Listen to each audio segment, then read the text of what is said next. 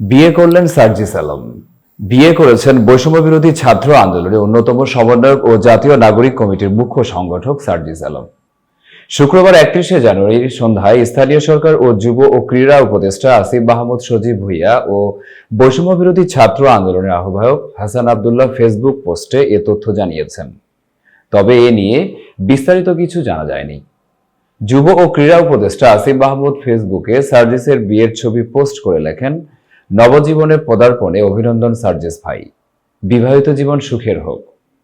Hasnat Abdullah Facebook পোস্টে বলেন, অভিনন্দন বন্ধু সার্জিস, তোমাদের ভালোবাসা এবং সুন্দর মুহূর্তগুলো ভরা একটি জীবন কামনা করছি।